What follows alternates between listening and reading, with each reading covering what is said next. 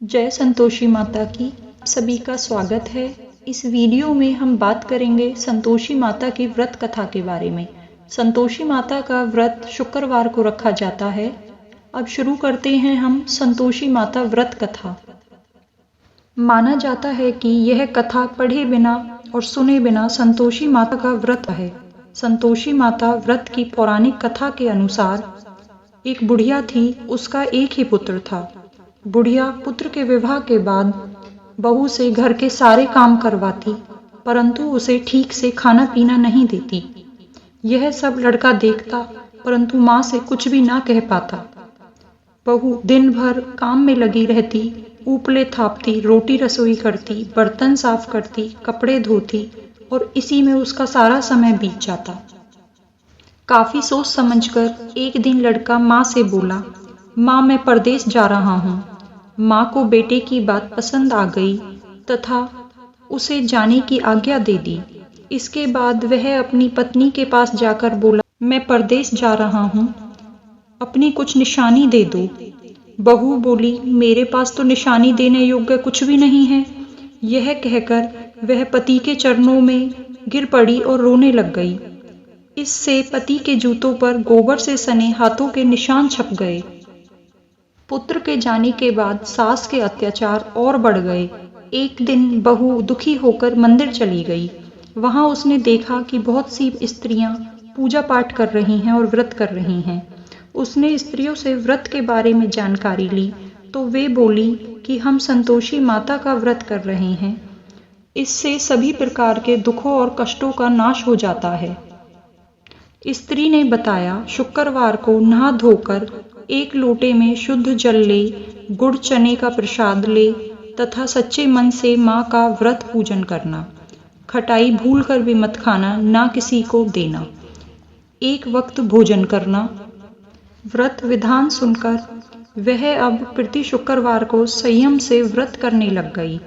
माता की कृपा से कुछ दिनों के बाद उसके पति का पत्र आया और उसके कुछ दिनों बाद पैसे भी आ गए। यह बात उसने एक दिन मंदिर में जाकर बाकी सभी स्त्रियों को बताई और बोली, संतोषी माँ की कृपा से हमें पति का पत्र तथा पैसे मिले हैं। यह सुनकर अन्य स्त्रियां भी श्रद्धा से व्रत करने लग गई। वहां जाकर महिला बोली, बहू बोली कि हे माँ, जब मेरे पति घर आ जाएंगे तो मैं तुम्हारे व्रत का उद्यापन करूंगी। अब एक रात संतोषी माँ ने उसके पति को स्वप्न दिया और कहा कि तुम अपने घर क्यों नहीं जाते। तो वह कहने लगा, सेठ का सारा सामान अभी बिका नहीं है, रुपया भी मेरे पास नहीं है। उसने सेठ को स्वप्न की सारी बात कही तथा घर जाने की इजाजत मांगी, पर सेठ ने साफ मना कर दिया। माँ की कृपा से कई व्यापारी आए, सोना चांदी तथा अन्य सामान खरीद कर ले गए। कर्जदार भी पैसा वापस लौटा गए। अब तो साहूकार ने खुश होकर इस महिला के पति को घर जाने की इजाजत भी दे दी। घर आकर महिला के पुत्र ने अपनी माँ और अपनी पत्नी को सारे पैसे दिए। पत्नी ने कहा कि मुझे संतोषी माता का व्रत का उद्यापन करना है। उसने सभी को न्योता दिया, उद्यापन की सारी तैयारियां की।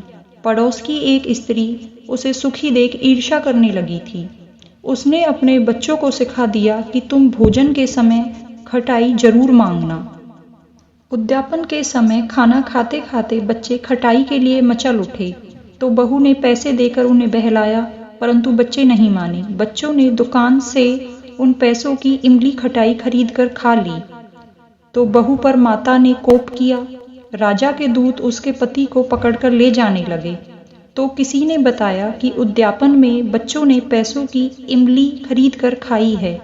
तो बहू ने पुनः व्रत के उद्यापन का संकल्प किया। संकल्प के बाद जब महिला मंदिर से निकली तो उसे उसके पति राह में आते दिखाई दिए। पति बोला, इतना धन जो कमाया है उसका कर राजा ने मांगा था। अगले शुक्रवार को उसने फिर विधिवत व्रत का उद्यापन किया। इससे संतोषी माँ प्रसन्न हुई। 9 माह बाद चांद सा सुंदर पुत्र हुआ। अब सास, बहू तथा बेटा माँ की कृपा से सही से रहने लग गए, प्रसन्न होकर साथ में रहने लग गए। यह थी दोस्तों संतोषी माता के व्रत की कथा। अब आगे इस वीडियो में हम जानते हैं इस व्रत से जुड़े हुए कुछ नियमों के बारे में। संतोषी माता व्रत नियम। देवी माँ को गुड़ और चना अति प्रिय है। ऐसे में गुड़ और चने का भोग माता को लगाकर व्रत रखने वाले को स्वयं भी खाने चाहिए और बाकी सब में भी बांटने चाहिए।